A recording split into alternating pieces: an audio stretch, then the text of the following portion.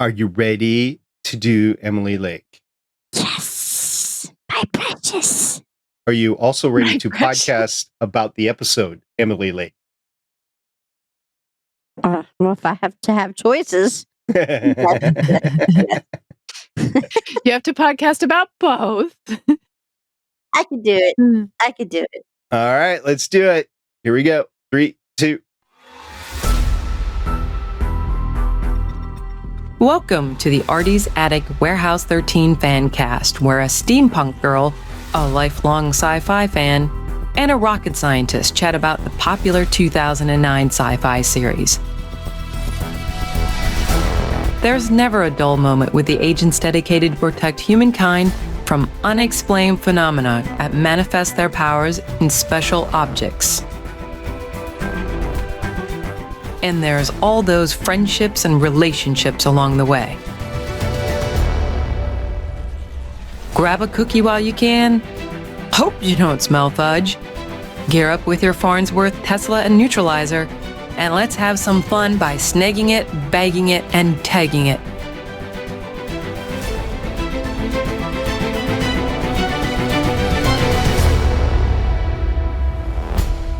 Welcome back to Artie's Attic. We're a Warehouse 13 Fancast. I'm the Warehouse 13 janitor, now lounging in the peat cave, sipping on cream soda. My name is SP. Thanks to Claudia. Somebody's got to keep the fridge stocked. And introducing Artie's Attic lead agent and historian who, in her alone time, forgets who she is and pets her cat Dickens. It's Agent Shannon. Well, I do forget who I am sometimes, or at least what I'm doing. So it kind of fits. What's up, guys? And also joining us is the warehouse agent who is willing to burn an ancient library with her friend trapped inside. It's Agent Carolyn. I'm gonna what? No, I would not. You would so do that with your friend trapped inside. No, unless she gave me permission. Which friend are we talking about here? It was the whole Jinx thing. Because Pete wanted to get rid of Jinx. It wasn't Jinx. It was. Did you watch the episode? Yeah. Okay. All right. Whatever. We are continuing our Warehouse 13 series discussion with the episode that premiered on October 3rd, 2011. 8.5 years before the Star Wars The Clone Wars epic Season 7 penultimate episode, Shattered, aired. 2011. Wow. 2011. I mean, this is the penultimate episode. This is the ultimate, like, cliffhanger episode. Oh my gosh. The end of this episode, I was just like, oh. January 10th. So this came October of 2011? October 3rd, 2011. And as we discussed last time, it actually aired back to back with the season finale. So this whole thing was kind of the season finale, but the way that we've done it, we agreed to last week, we're going to split them up. We're not going to talk about Stan, which is the next episode, till we get their next episode. Which was really hard not to watch after this one because I was like, oh. And then, Shannon, you delayed our recording by 2 days, and both Karen and I are like, we really want to see Stan now. You're the ones who made the decision not to watch Stan. Yeah, because we didn't want to until we recorded on Emily Lake. That's true. Emily Lake is so good. It was a good ending, wasn't it? It was. So I'm referring to Warehouse 13 Season 3, 11th episode, and Shannon's favorite episode, Emily Lake. And I'll just do this. The Amazon Prime Video description, Shannon's favorite, is Pete and Micah race to stop Sykes from using his own cache of artifacts to destroy them and the warehouse in the season finale, part 1 of 2. You know, you say Emily Lake's my favorite. Emily Lake and Stan, I think of them as a whole unit. It's this particular storyline that's my favorite. Like everything that happened here now, you think is huge, and then next episode, the ending is even bigger.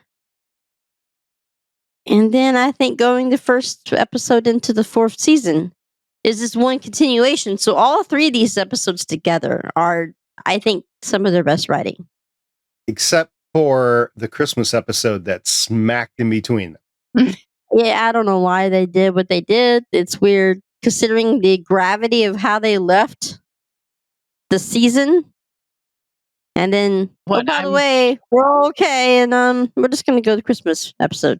Yeah, I will admit, there's one thing in this episode that I was spoiled on just because I look at show stuff, putting the things together. So I was spoiled on one big thing, but I'm not going to say until we podcast next week.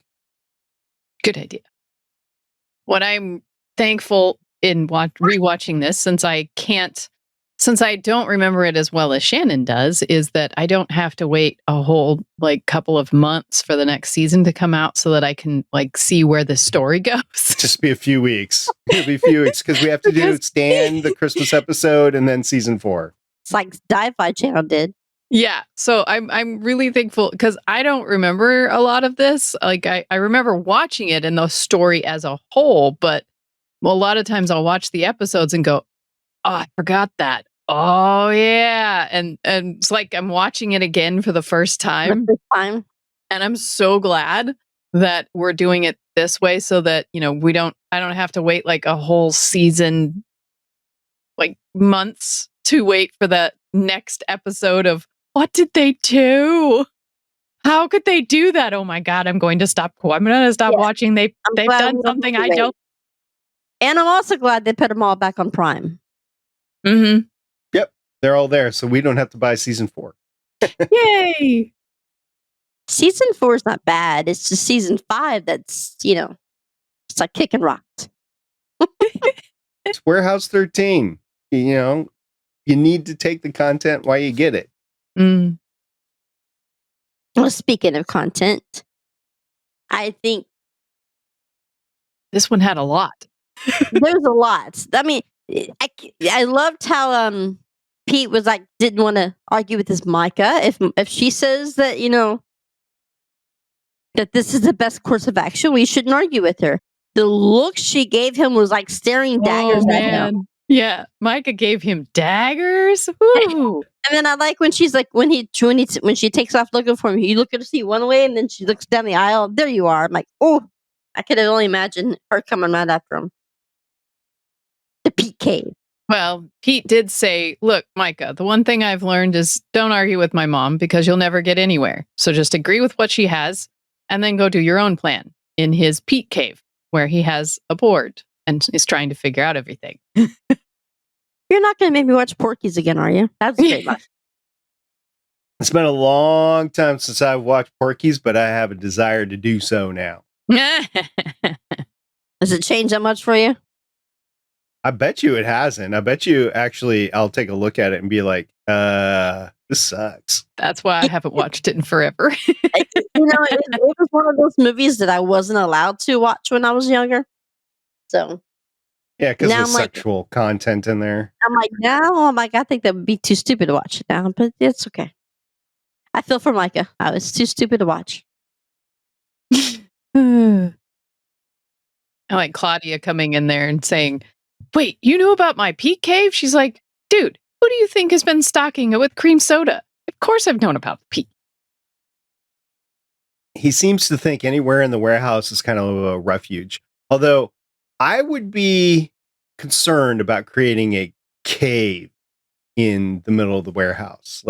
What artifacts are going to infiltrate this solitude place and then just create a whole mess? Considering it wasn't really a cave, it was more just like a hideout that he blocked off a couple aisles. Man cave, it's just kind of rhetorical. It's just any space that a guy inhabits and then turns into his space. Yes, the Pete cave. Kind of like the Bat cave. Or the Man cave. More like the Man cave, yeah. Yeah. And what was in that spot? I mean, was there anything in there that he cleared out? So now the parts and pieces from the warehouse isn't there? I mean, you're the janitor. You should know what he cleared out in order to I would have to think that the board that he had was actually an artifact. It was probably from some Or- detective. Or the pool cue. And in the pool was probably from, like, I don't know, Minnesota Fats or whatever. Yeah. And so what other effects are we going to end up with because of these things that Pete decides to use from the warehouse? He never learns. It's not just Pete that's worried about effects. Artie asks about the bracelet.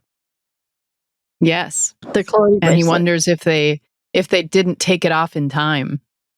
I did like how they begun this one, and both Pete and Micah were scouring the warehouse with Tesla rifles to try to find the infiltrator that was in the warehouse, making everything run really slow. And then they find it, and Claudia's like, nanites, and Pete's like, oh man, I hate it when that happens. What's a nanite? Say hello to my little friend. Yeah.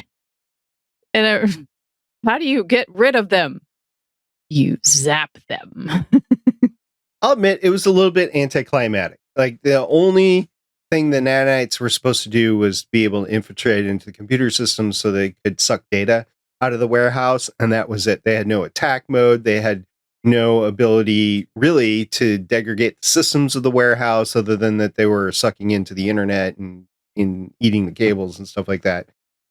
But that's it. They weren't programmed to take down the warehouse. They were only programmed to get the data from the warehouse. Mm-hmm. Yep. To breach the data. Yes. Atlas 66. That's The a file. clever way to hide it. To hide the file. I mean, you had to be a fan, and then of course they want to hide the whole thing from Micah, but why would they name it that when they know that she was a fan of H.G. Wells before she knew she's a woman? Yeah, but she didn't figure it out until they were at the other house. So, question, if you had Jamie Murray or H.G. Wells, whatever, or Emily Lake as your high school English lit teacher, are you going to pay attention to the content at all? No. I would. Absolutely not. I would. Well, maybe if she was the Emily Lake, she's rather nasal. So She That's still her, had the same American hot body. yeah, but am I going to pay attention to hear what her words are? No. And I'm just like a dude. Do have a question. Who is taking care of Dickens now that HG is back to being HG? Was Dickens just a figment of a warehouse artifact, perhaps? No, because Jane said they gave her a cat after they split her with the Janus coin and took and stored HG in the Magic 8 Ball on the Janus coin. I just like the storyline. I mean, I've always talked about how I love how they take the stories of history and they mix it into their own little cocktail of Warehouse 13 to make it fit the narrative. But see, that's something that we didn't consider with the Warehouse 13 birthdays. Warehouse 13 cocktails. Ooh. Shannon's lost on this whole thing. Say you're having a birthday event at the warehouse. You need to have themed cocktails. So what kind of drink names would we have? well, the Shirley Temple, I like Long Island iced teas. How would we incorporate that? Probably tow the entire island of Long Island to the warehouse, store it there. I don't think so. Sure. I think it's possible there's space and time dilation going on in that place. Well, they do have a whole other bed and breakfast in there, so. And in Evelina's, all right, yeah, bed and breakfast. Mm-hmm. And the pyramids apparently can be in there. But I like how they use the Janus coin because it is a real Roman mythology stuff to mix it in with their own history. And I like how it was a very humane way of taking HG out of the picture. Yeah. Right? He's not really, they're not going to kill her. They're not going to hurt her. They're just wiping her memory for a little bit. Yeah. And being able to give her the chance. Right. Yeah, being able to give her the chance at a normal life. But that's the last thing Mike expected to see walking through those high school hallways. Right? And looking in a classroom, and she's like, I just found HG. Lady, you have a very girly scream. And Pete comes in all guns a-blazing. She screams and climbs under the desk. Yeah. Didn't expect that one coming. Yeah, I think Jamie did a great job where she goes in between, like, even when she's sitting there with Kusan, right? When he puts the coin in her hand and she's talking about Kataranga, she's talking about her inventions and stuff, and she's about to lose all that she's ever had before. But when he asked her to say it again, she's lost her British accent. Mm-hmm. So I like the way that Jamie played it. I like the way that you could see the expressions on her face. Mm-hmm. It just, to me, this particular storyline for the next 3 episodes, minus the Christmas episode, to me are some of the best well written that we have here. Because it's really a brilliant way to move her along. That way they haven't killed her off. So if she ever wanted to come back from Defiance, because that's what's about to happen here. In real life, she's about to start probably recording, maybe is about the same time. Maybe she just got offered, because I think the instinct at the end of 4 was when they were starting Defiance. So I just think it's a great way that they didn't kill off the character. They didn't hurt her. There's always room for more storylines, but yet they separated her. I just think it's a brilliant way on the Janus coin for mythology to separate the mind from the body. So you have the body of H.G. Wells as a teacher in Wyoming, but yet her mind is on the coin. It's kind of cool. Well, that's a simplistic way to look at it, because she is still in her body, just without her memories. And her memories and her personality are on the coin. That's very true. It was interesting to we see the hacker again, that was the one that was watching women. Tyler. We see that hacker again. He's the one that set up the nanites to download that Atlas 66 file. And then he was to decode it so that they could find whoever was inside that file, which ended up being Emily Lake, which was HG. And when they go to the house, and then you see Pete battle Marcus, and then all of a sudden Marcus falls off the 5 stories, splat. You see him dead. And then all of a sudden he's alive again. And Jinx has got the Tesla pointed at Pete, Micah, and HG. How did he do that? You see, that was to me also, because if you hadn't seen it before, or if you haven't seen it in a while, it's a shocker. It's a shocker to see that Jinx has turned on them. Mm-hmm. I mean, well, you see Jinx before that. He's talking to the guy in the wheelchair, so he sees them, and you see him, and Claudia's like, no way, he couldn't possibly be doing that. He couldn't possibly. But the last we saw of him in the last episode, Marcus was at the bar proposing an idea of them working together. Yeah. And all you see him kicks the bar stool out. So you don't really know the extent, but clearly some time has passed, and they've been on these missions together. So and you see what Mr. Sykes wants with Jinx to begin with. Yeah, to make sure that HG is actually lying when she's Emily Lake. They want his lying ability. So to me, I mean, to see, can you imagine knowing that you just killed a guy and threw him over a 5-story fall, and then here he is walking down the hallway wiping blood off his face? Right? I would imagine it'd be freaky. I would be thinking clone. I would be thinking artifact. Twin. I'd be thinking, I'm out of here, people. Some kind of artifact that's making you do that. Probably.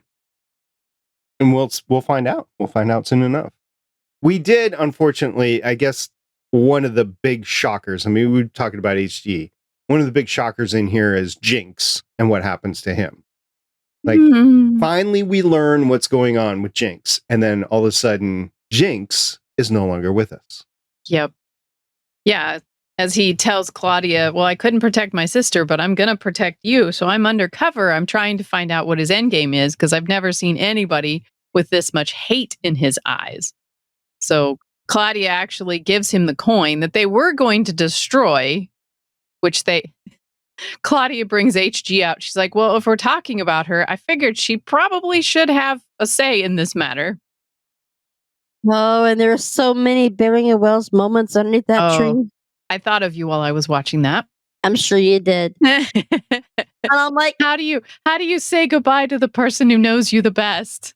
Where's my Bering and Wells people? I know you're out there still. I know you're there. Yeah, just the whole crying and the price is too high, Pete. We can't do that. But Pete actually does look at her and says, thank you. And really appreciates everything that she's done and is not as volatile towards him as he has been. And finally, it's a smart idea from Pete, finally. I mean, come on, it's finally. And she's like, you're going to have to be the one who does it. But still, the fact that he had a good idea previously. Remember when Micah was in Colorado Springs? She was Boulder, or not Boulder, Denver. And she was living the whole thing about her partner being killed again. And Pete led her down the road, but did not do it because he knew Micah. So Micah was good there. He was good there. Yeah, it was a good idea, yes. But then all of a sudden you see Pete, as he's trying to destroy this coin, he gets stuck. And he's like, why can't I move? Well, before that, you see that the massed collection of artifacts that Sykes has collected, and he grabs, what was it called? Cecil B. DeMille. Cecil B. DeMille's, what was it? Riding crop, which controls a person's body. So all of a sudden, Pete can't move, and then Pete throws a rocket at Micah. It controls your physical part, but not your mind. Mm-hmm. Yes. So, and that comes into play in the next episodes too. But I just think, again, where are my Bering and Wells people at? Because I remember the first time around it aired, back when Bering and Wells and Warehouse 13 were still actively on Twitter. And it had a huge following, just like, any show, just like, Defiance or that I watch. Yeah, that was the fun days of Twitter. Yeah. So I just remember that they were going wild over this episode. So and how she was like, I'm sorry, Claudia, I'm not going to be here to watch you develop into the woman we all know that you're going to be. And yeah, it was one of those moments where you're like, aw. And then at the end, when Sykes hands HG the coin, oh, I can see you beat Pete to destroying the coin. Hello. Yeah. Yeah. So, I mean, I like the fact that you realize that just how long Jinx's long game has been, because that means that him and Mrs. Frederick had to have walked into that bar before, what's her name? My girl. No, I think it was probably devised after she is. Well, no, it would probably have to have been devised beforehand because they had to put the show on for her. Yeah. Right. So. Agent Stukowski. I could remember Stukowski. The one on his list. Yeah. And unfortunately, their plan fell flat because she was no longer with the axis of evil. But their plan was to get Jinx in there, and she did put the seed in Marcus's head. So then Marcus got Jinx. But yeah, that didn't end up so well for Jinx. Well, it was so sweet, Pete trying to tell Claudia, don't go up there. Go back to the rig, Claudia. Please go back to the vehicle. And he just has his face on his, and she's like, oh, I am not going back to the vehicle. There's something up there I got to see. I loved the choreograph. I can't even talk tonight. The choreograph? No, help me Choreograph. out here. What is it? Are you talking about fight Choreography? scenes? Thank you. In that scene where they're running in step with each other when they're coming into the air hangar, Oh, yeah. and he goes upstairs and the girls go further down, and just the look on his face. I mean, that right there. I don't think we've had. I mean, I'm sure you'll correct me if I'm wrong here, but I don't think we've had an ending of a season with that kind of writing yet so far, where it's been so in depth, where it's been such a high stakes thing. Where this is the first time we've lost one of our own agents. I think season 1 had high stakes to it, but this is higher. Yeah, most definitely higher. Well, So this episode, we've lost an agent where it sticks. We lost already in the umbilicus.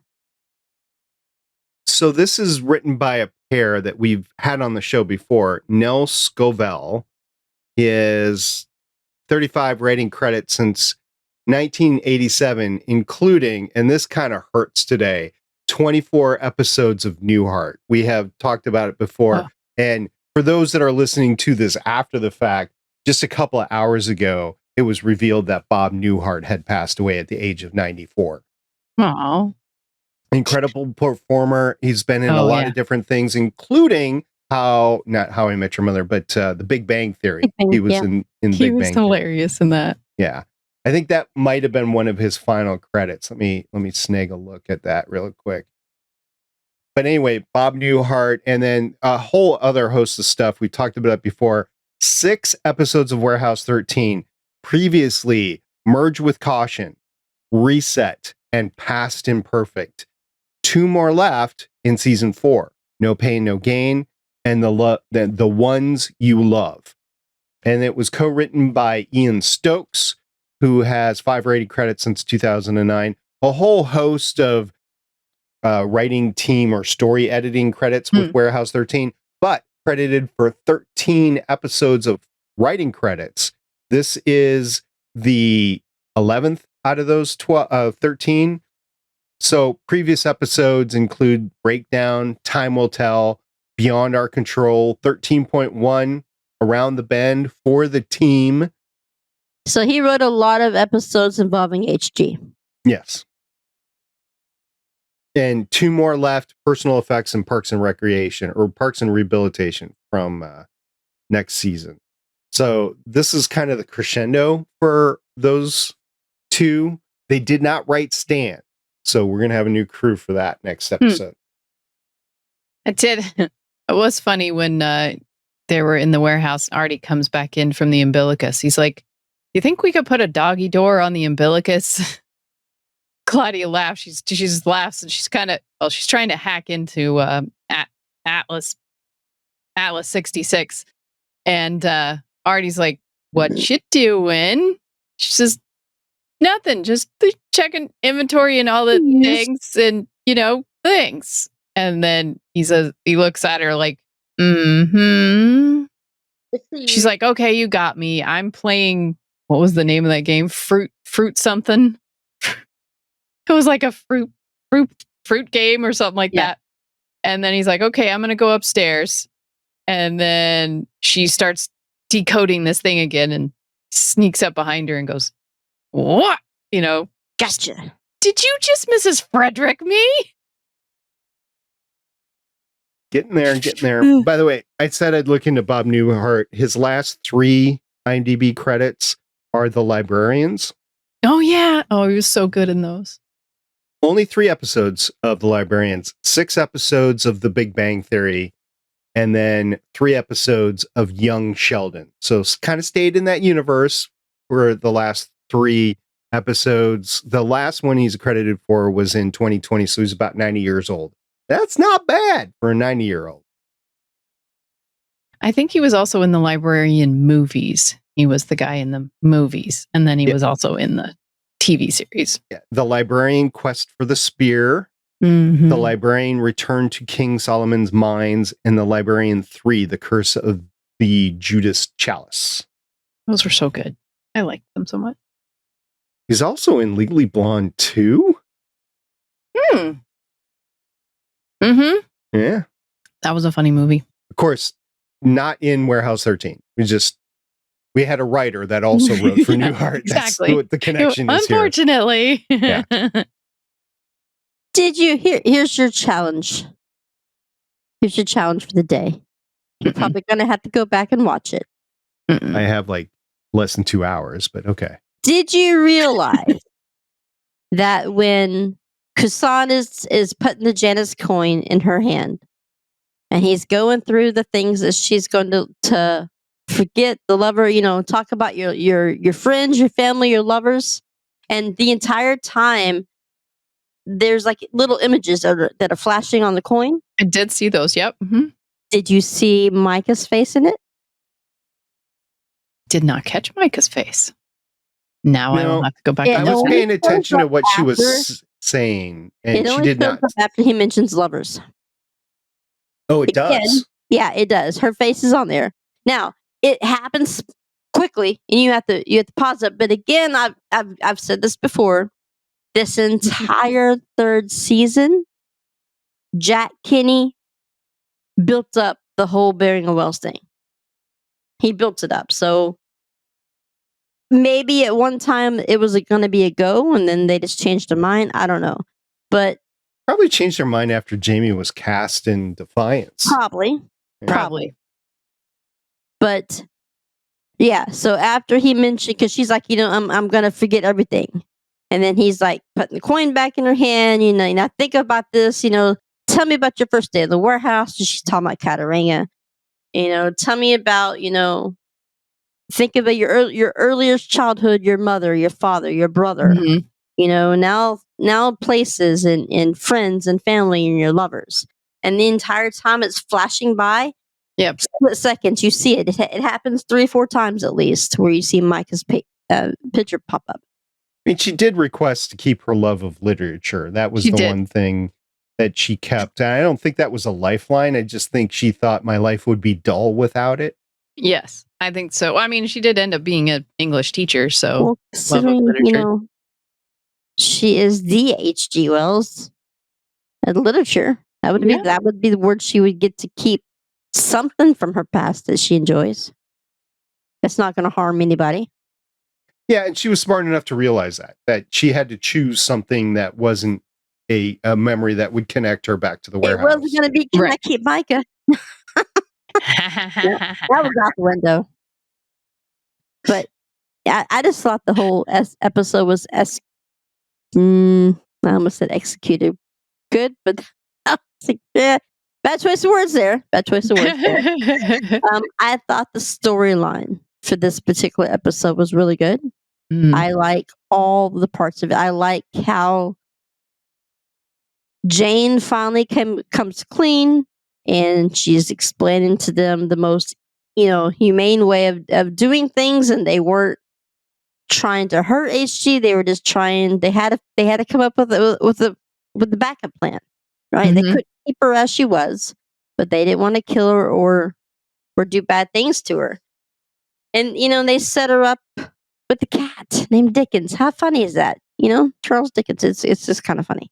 But to out in the woods where you finally get to see why Jinx has been ignoring Claudia's phone calls all this time. Mhm. And why he told her to lose the phone number and all the things. Yep. I'm not your BFF, forever.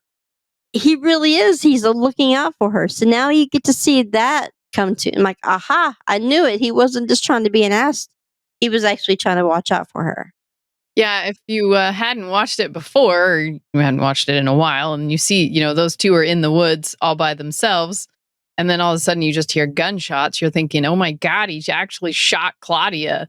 And then when Micah and Pete find Claudia, she's like, no, are they gone? I'm fine. And then tells him the plan. Now, question. Bubble Guppy's thing here, but that rock that he hurled at Micah, it was a lot. It was pretty large, right? That was large. I'm sure it would have It like would not have been just like stumbling around. She'd been like gushing blood everywhere. Bubble guppy moment. yes. I'm guessing the cat is a bubble guppy moment too, because I mean, who's taking care of the cat? I know. Maybe put another hat on and bring it into the warehouse, like from next What- trailer. What was that original Disney movie? Not the remake, which was Homeward Bound, but the original was The Incredible Journey.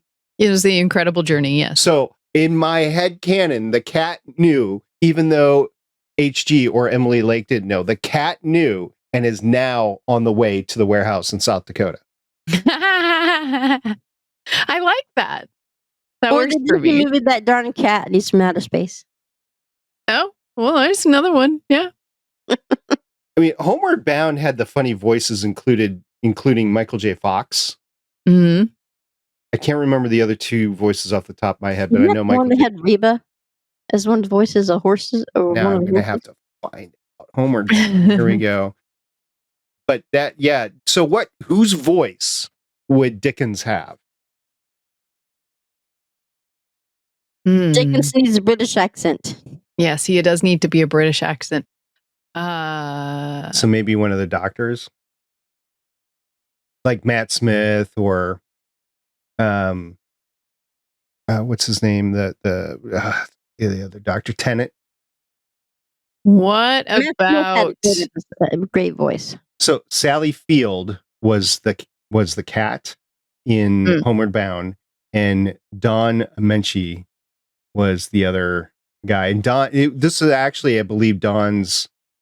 Yeah, I thought it was the last one. It was the second to last, because I did a podcast about him before with something. I'm trying to remember what that was, but I knew that this was his last, like Homeward Bound was his last thing. He played Shadow, the old dog in Homeward Bound. But again, I'm focusing on The Incredible Journey because it was more of what I think Dickens would be looking into. And in The Incredible Journey, the pets did not talk to each other.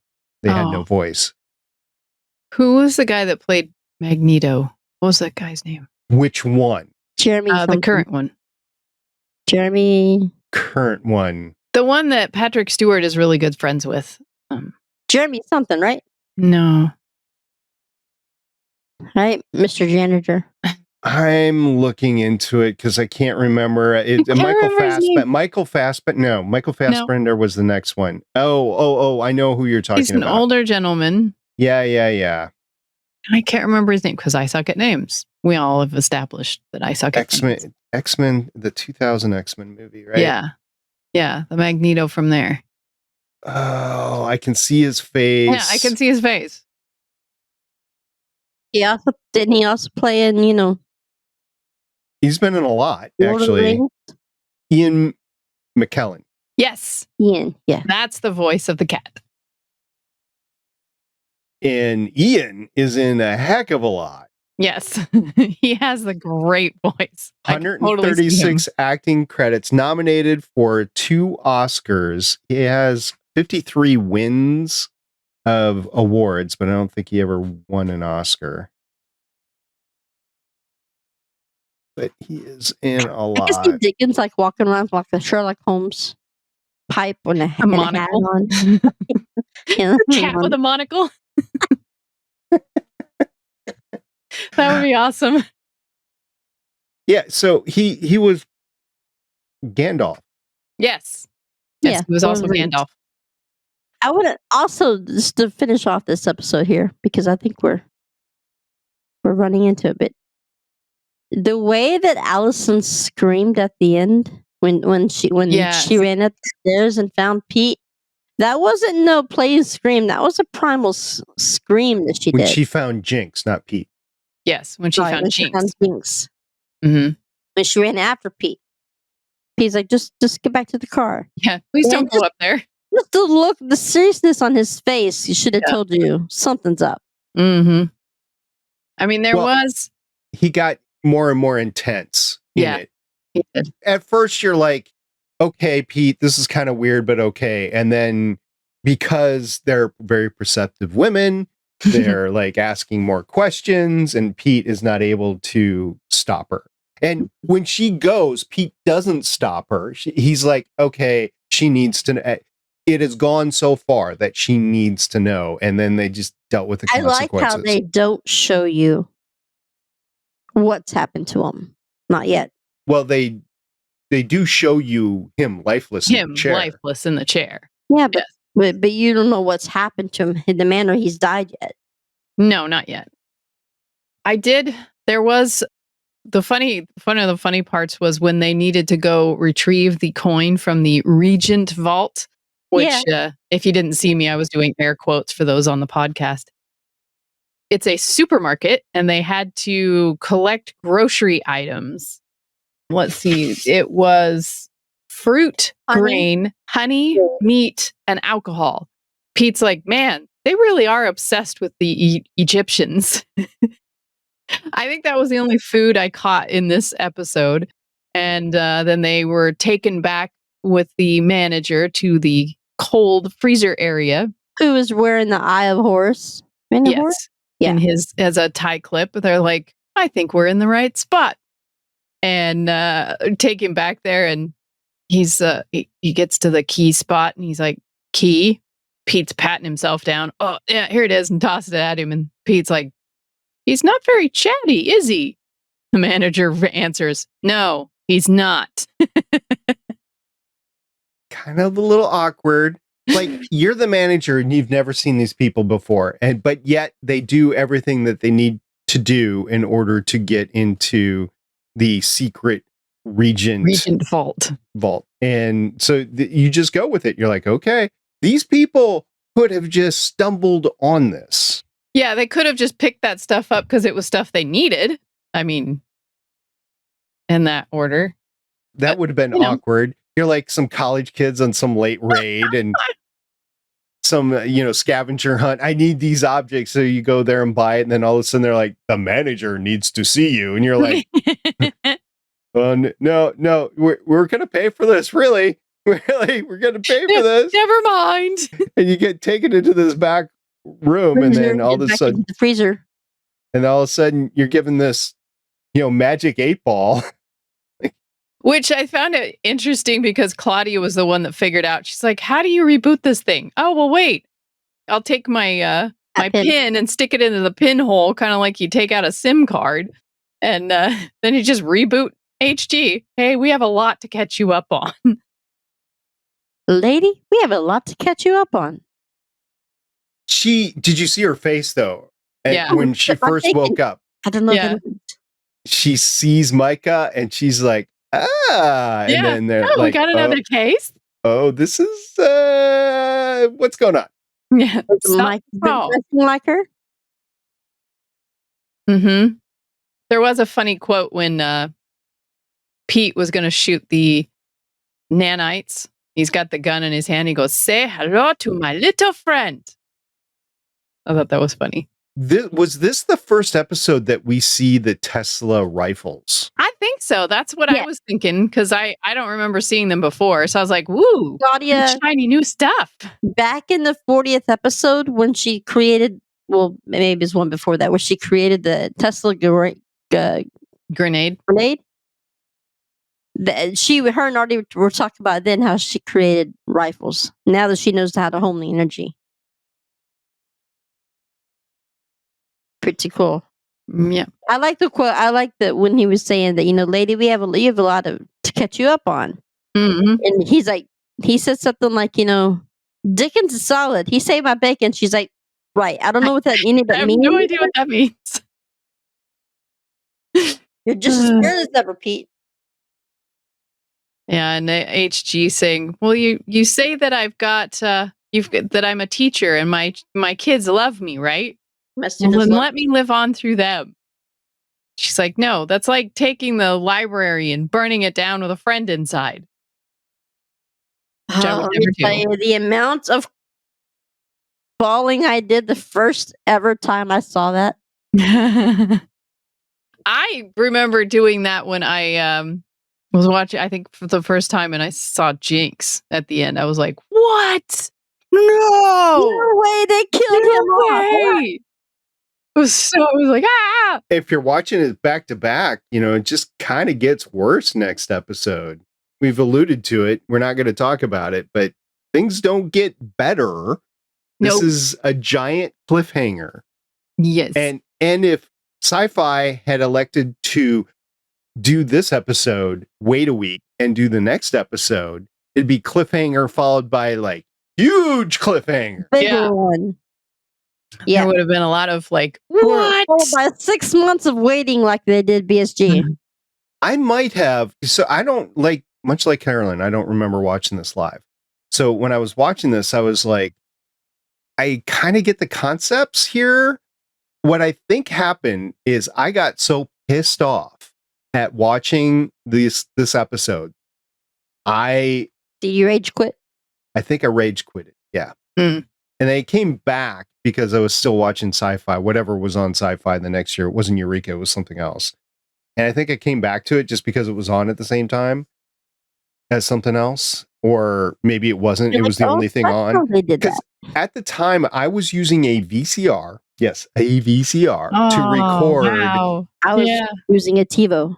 And then run on the treadmill in the basement and watch stuff. So I needed something to watch. And I wasn't streaming anything back then. So I was limited to the DVDs I had, whatever I had recorded on VHS tape. Was there streaming by then? I think there was, but I wasn't doing it. I had a I think cable box may have been the until only the thing. pandemic. I did not start streaming until the pandemic. I had streaming boxes, but I was still using a DVR. Said you needed something to watch while you're running. I felt Tuesday when we were gonna talk about doing this episode, I was watching this while I was unpacking boxes at work. Like every once in a while, I look back over. I'm like, okay, I don't really need to see it all the time. I've seen it so many times. I don't really need to watch every second of it to know what's going on. But it's in my ears, and I'm walking around doing my thing. So it was a good distraction. Yeah, we were talking about different things that we watched that we could recite front to back. Yeah. Like I have seen so many of Star Trek, the original series, that I could, once I start to see an episode, I could actually recite the dialogue from the episode. And like Top Gun, Star Wars, A New Hope, I can recite the dialogue from those entire movies. I bet you're better at Stargate. No, I haven't seen Stargate all the way through many times. I've watched it a couple times, but I haven't seen it all the way. I'm a fan that it was one of the best shows that I had ever watched until The Expanse came on. Right? The Expanse. And it's still a good show. It's just The Expanse is better. And now I'm like Carol. I'll get there someday. I did not watch an episode of Orphan Black over the weekend. I can't say how many times I've come home. I'm like, yeah, you still owe Carolyn at least one episode of The Expanse. I will. That's I'll true. watch it. That's true. Okay. I myself can pretty much, I could probably recite most of Star Wars A New Hope and Spaceballs and Princess Bride. Once those movies start, I could probably tell you the whole exact timeline thing because I love those movies. Okay, well, I'm glad that Warehouse 13 is mine, obviously. For those of you out there that don't know. Let me ask you this, Shannon, though. When you watched Emily Lake, you were at work, whatever, did you just continue into Stan? I did not. Okay. It was really hard not to. I mean, I'm so like, hard. I so want to see this. I so want to see this. And I know when I'm going to see it tonight. Okay, first of all, I could go watch Stan right now. and I know when I see it, I'm going to be pissed off. I could Because go I watch just know Stan right him. now. It won't change anything for me. I didn't continue on the other day when I was at work because they worked my butt off at work. So we're really busy and my arms are like freaking jello and stretch. I'm like, I can't even, I'm getting pretty big muscles right there, but I can't even make a fist over here. Ooh. Keep working on it. You have to do it. Oh. So my favorite scene in this episode was the man cave. The pea cave. That was pretty good. That was my favorite scene because you knew something was up when he was talking to everybody, like, no, we're just, because you knew he was not totally bending to his mom. You just knew that because he knew it was better.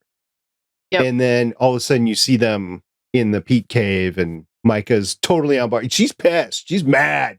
And then she gets on board like, oh.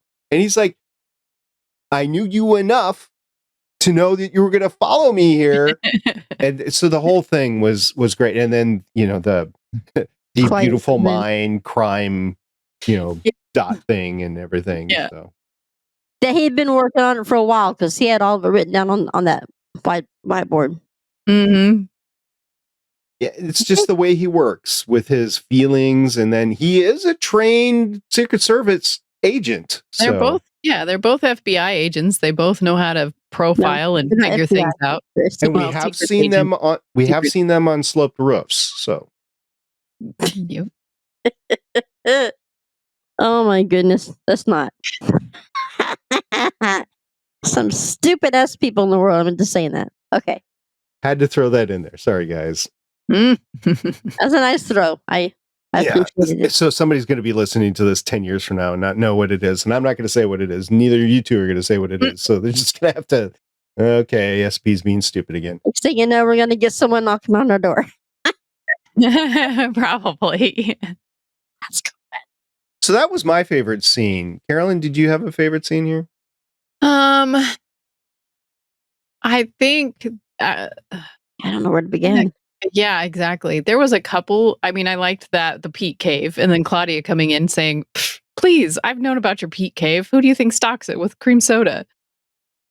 But I also really liked the scene where they were going to destroy the coin, and HG was saying goodbye to everybody. That was very touching. I mean, It was so heartfelt. One last time. Yeah. And you know Pete was right at that point in time. They don't know everything, but what they do know, Pete is right to say. Yeah. It's like, and Micah, you're not going to like my answer. And the HG agreed with Pete. When has that ever happened? Because she knew it was the right play. Now, again, they didn't know everything, but she knew it was the right play, and it was just so sad and everything. And Micah was the one that was going to do it. Mm-hmm. Mm-hmm.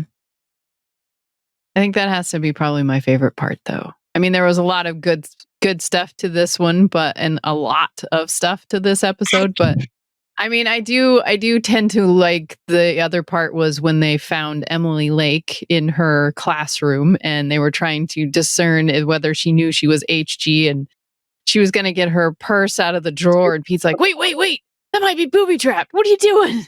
And so they both like pull away and pull it out really fast. I'm running through my head because I know you're going to ask this question, and I don't know if I can. Well, what are some of the things that just come to mind really quick? I love the scene where they're running into the airport hangar. Okay. I like. Very suspenseful. I like the moment that as the audience we realize that Jinx has been undercover the entire time. Mm-hmm. Yeah, Let's go back to the aircraft hangar just really quick. It reminded me a little bit of Charlie's Angels as they were coming in. It did. Yes, I thought that too. Okay, continue. Obviously, I like the scene where they're about to destroy because I'm a Bering and Wells fan through and through. But I think in my head, because I've seen it so much, my mind is rolling through into Stand. Yep. And it's hard to stop it. Because Stand has one of my favorite all-time scenes. Okay, we'll get there next week. It just came to my mind, Shannon. I know who you would pick to voice Dickens. Who? Kat. No. You wouldn't want Kat voicing Dickens? No. Just like H.G. Wells is gender swapped, you wouldn't want Kat gender swapped into Dickens? Kat Burrell. Just I'm making myself we're clear. Have a female voice into Dickens. It's either going to be two people. Okay. And as much as I like Kat Burrell, forgive me, I love Kat Burrell. It's either going to be Claudia Black. Ooh. Nice. Or Could totally see Claudia Black doing this, by That the would way. be good. Yeah, that would be good. Between the three I main don't roles I know remember her in. Celine from Underworld. Oh, yep. What's her Beckinsale? name? Yes, Kate Beckinsale. Beckinsale. Yes, those two. But I tend to lean. One is more posh. One is more in your face. But I kind of like Claudia Black. She has a great accent. Talking about, witches and main female actors and stuff like that. Shannon Doherty, passed away. Yep. That's Saw sad. that. Yep. She was in Charmed. I know a lot of people know her from other things, but she was in Charmed, so. You know, I wasn't big into watching 90210. I do remember it was on during my middle school years, but I loved and I watched every episode of Charmed, the original. Got to clarify there.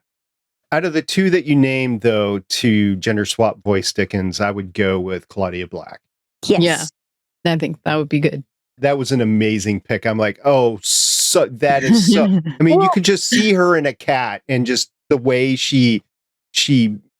her acting and the characters that she plays and everything. You could just see her. It helps that I've listened to her be the voice of the dragon in the video game, and her with Kate Mulgrew together.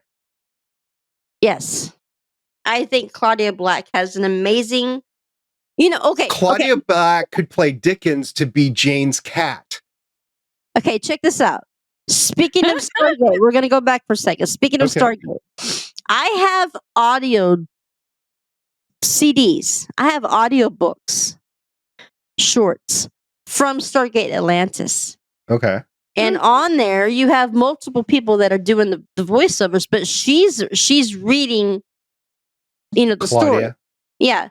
I wonder what she's doing now. Yeah, Claudia Black. She's reading the story, and I just think she has a great voiceover. Amazing acting capability and an amazing voice. But then again, Kate, what did you say earlier? Kate Beckinsale? Yes. The way she talks over the beginning of Underworld. She was in Ahsoka. That's right. Claudia Black. Was she? Oh, yeah. I haven't seen any of it. You need, the problem with just jumping into Ahsoka is there's so much backstory to it. It's one of the bad things about Star Wars right now. So sorry, but Ahsoka, it's really good. Ahsoka is a homework list. Ahsoka is simply the best Star Wars story in existence today. And unfortunately, it starts with the Clone Wars cartoon. Did she do like the main voice character? Rosario Dawson did not do the voice of Ahsoka in Clone Wars. That was actually... So Claudia Black was in the live action series Ahsoka, and she did not play Ahsoka. I believe she played a witch, right? Ashley Eckstein. Eckstein. I'm sorry, I probably just butchered her last name. She was the voice of Ahsoka in the Clone Wars, Rebels, some other things. The fact that I am like not big into Star Wars, I wouldn't be able to understand what's going on, right? It's still a really good series to watch. There is so much rich background in Ahsoka because they go into the witches, which is all Clone Wars, and there's a little bit of Mandalorian in there. I haven't seen the Clone Wars since I came out in the movie theater.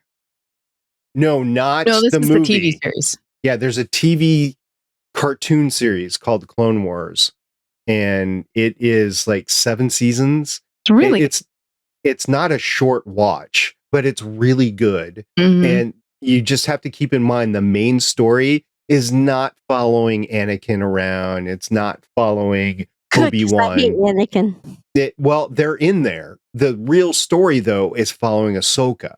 And you just have to concentrate on that, and you can get through it. And then Rebels. Oh, and I love Rebels. That's so Sasha did it because she's a huge Star Wars person, right? I'm like, Skywalker to me was just a whiny little bitch. I couldn't stand. He ruined it for the entire thing for me. But then it got ruined again whenever Hayden Christensen, Christensen. Christensen. when he played Vader, I'm like, that was a horrible acting throughout the entire part that he played. But that's just my opinion, and it ruined Star Wars for me. I'm like, okay, Rock could have all been based off Han Solo, and I'd been there. Now I liked watching Rogue One. I like that one. Rogue One is one of my favorite ones. It's not SP's favorite. Rogue One, I hate it. Yeah. I hate it because I know it's a good story, but I hate it because I can't root for anybody. It's because everyone dies. Exactly. So no, I don't want to ever watch it again. I guess another one that I might see in that cat role would be Alex Kingston, but Claudia, I think, wins that out between Alex and Who's Alex and her. Kingston? Alex Kingston. Okay, so she was in ER for a while, which I don't know if you watched that or not. She was also the Doctor Who's wife. Let's see. Doctor Who's daughter? She's literally Doctor Who's wife. Is she Unfortunately, no. Unfortunately, she had a good ending, but there is a definite ending. And her character had this time arc with Doctor Who where they were in time passing by each other. So the Doctor would meet her first, and that was the last time that Alex Kingston met the Doctor. So it was sad the way it all worked out. But it was done very well, and she played Dinah Lance in Arrow. She's only in there for 7 episodes. River Song was her character in Doctor Who. I still think the best voice for Dickens, Claudia Black. That's what I was saying. I don't disagree, but a close second to me would be Alex Kingston. Now, see, here's where you know you're a true fan. I may like Cat Brill, and I love shifting gears, but I'll watch it. But you know, some of it's on mute. I watch it because I'm a fan, but some of the stuff on homework she does, I'm like, I can't get into this. I mean, I'm just focused on having the storyline for Dickens because like somebody's got to take care of the cat, right? So Right. Do you remember, Carolyn, back when we were doing Defiance, and you would see this girl pop up, and her Twitter handler at the time was Death to Dickens? Yes. Remember seeing her? Yep. I think her name was Alicia, but she used to draw all the stuff for Bering and Yeah. Wells. She was really good. The stuff that you see like on Redbubble that you can buy Bering and Wells is done by her. Most of the stuff. Yeah, I do remember seeing her. Speaking of Ahsoka. And woman in Michaela too. She's a good artist. Yes. Speaking of Ahsoka, the person that was just announced that's coming to Rose City Comic Con is Rosario Dawson. Nice.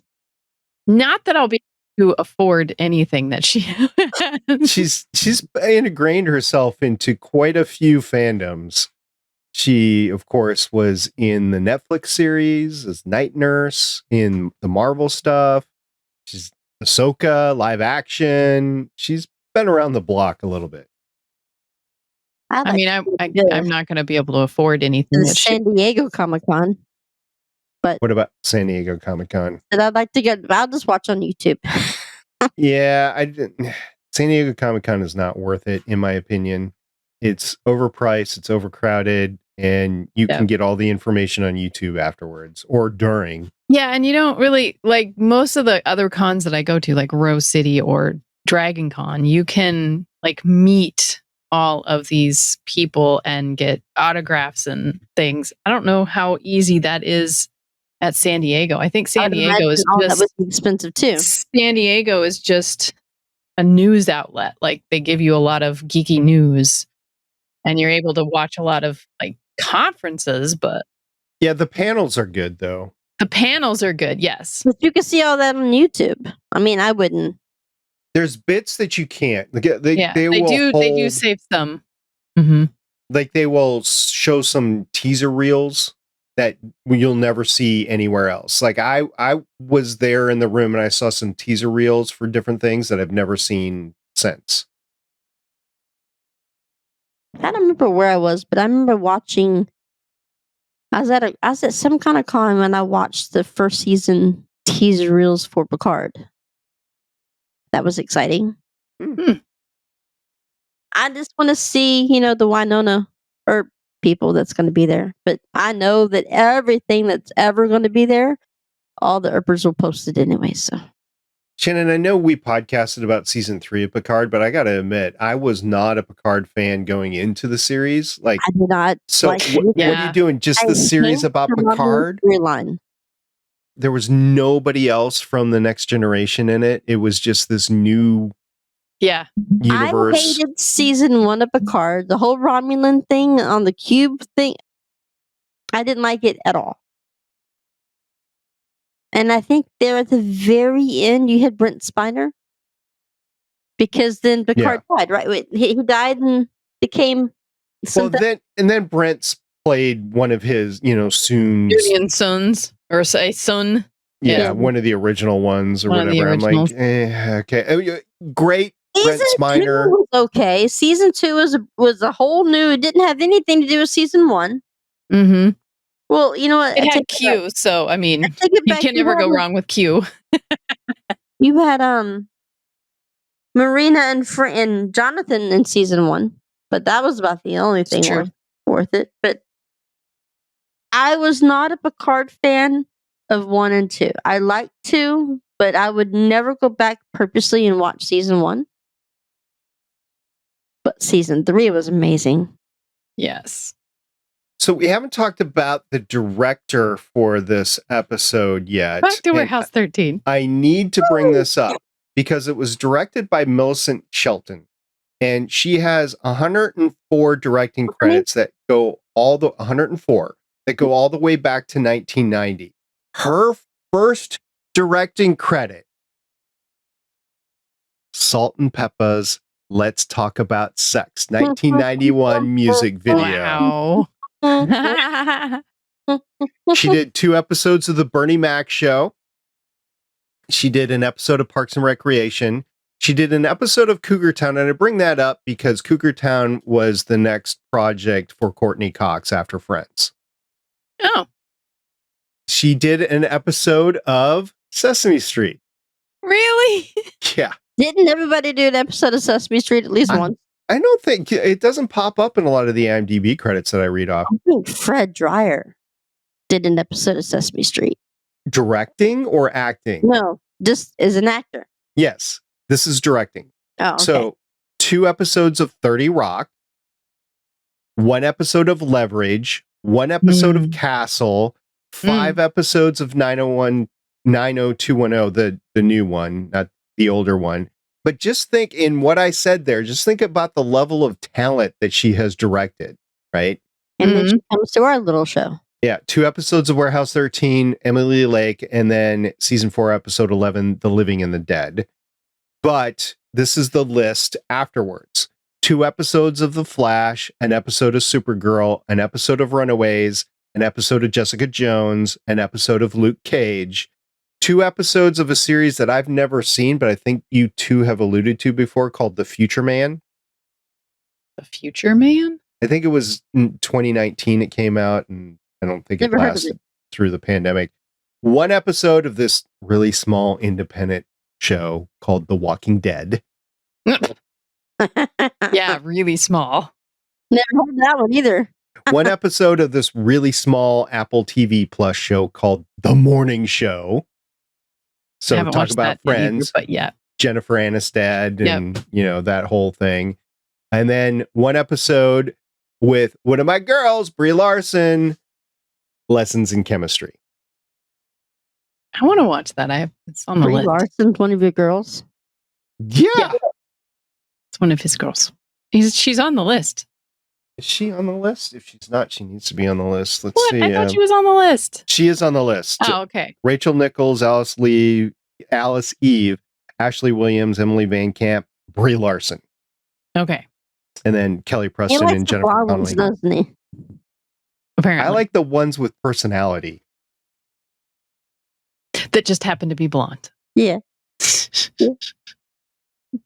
Anyway, Millicent Shelton, I think, did an amazing job. Yeah. And I realized that with everything that they had going on between this episode and Stand, that they needed two different crews in order to get the story out, because there are two different episodes. But I think it would have been great having this team do both episodes. Might have been a little bit too much for them, but I think they could have handled it. Yes. Well, I think that pretty much covers this episode. Yeah, there's another little tidbit of trivia in there. Remember, they were talking about the Isles, and the Sulaco Isle came up. Yeah. Oh, those were fun to listen to, the aisles that they were coming up. I was done with the Farnsworth Isle. So the Sulaco is, of course, one of the references anyway, is Aliens, the ship in Aliens. So, which is The name of the ship? also the precursor to the Halo series. There's been a lot of Halo stuff out lately. All right. Do you guys have anything else about the episode? Go watch it.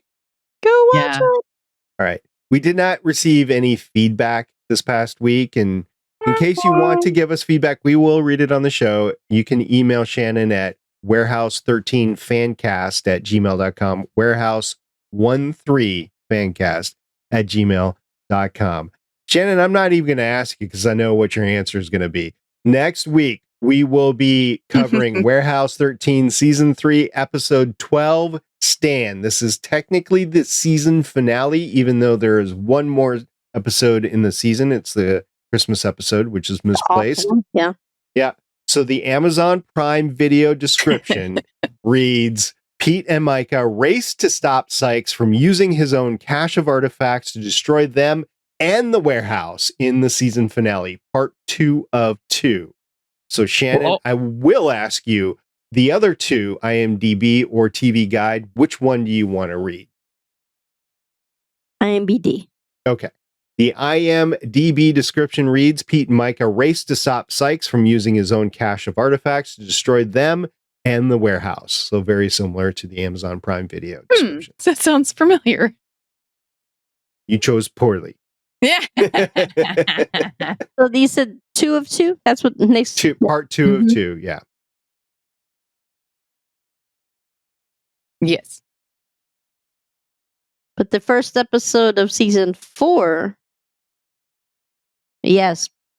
We will have, of course, one more episode in there. Well, you have... I'm not counting the Christmas episode because that's in a weird place. But they're always in a weird place. I know, but you have... But it's bad timing for me because you just lost a character.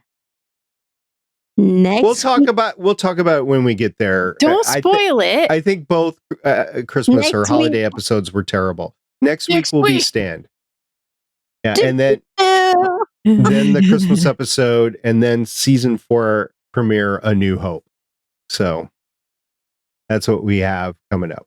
New Hope. Yeah. So again, It sounds like Star Wars. I'm telling you, this episode, next week's episode, and then New Hope. Yep. Those 3 episodes, I said it way back at the beginning when I'm like, I can't wait till we get right here. This is where we are. This is where I couldn't wait to get to. Yep. So my question, Carolyn, are you going to run out of this room and go watch Stand? Yes, she is. Right now. Oh, probably not. I'll probably save it for this weekend because I want to keep it fresh in my brain when we do our podcast on Tuesday. So But you can watch it over and over and over and over and over again. I could. And I don't know. It depends. I may. Yeah, I mean, you have a lot of Orphan Black episodes to watch. Just a couple. Just Okay. skoosh. I'm like you two now where I'm like, I can't keep my eyes open. All right, we're going to get going now. I am the Janitor SP. The Sci-Fi Girl. Motion 363. See everybody next time. Bye. Bye. Thanks for joining us for an episode of the Artie's Attic Warehouse 13 Fancast. You can find all our episodes at warehouse13fancast.com. If you'd like to contact us, you can hit us up on our email at warehouse13fancast@gmail.com.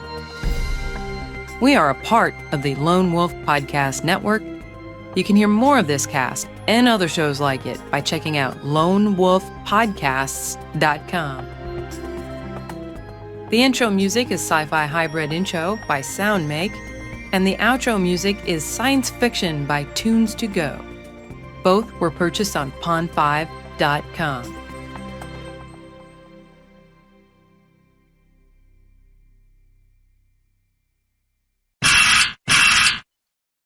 Hang on. I can't do this.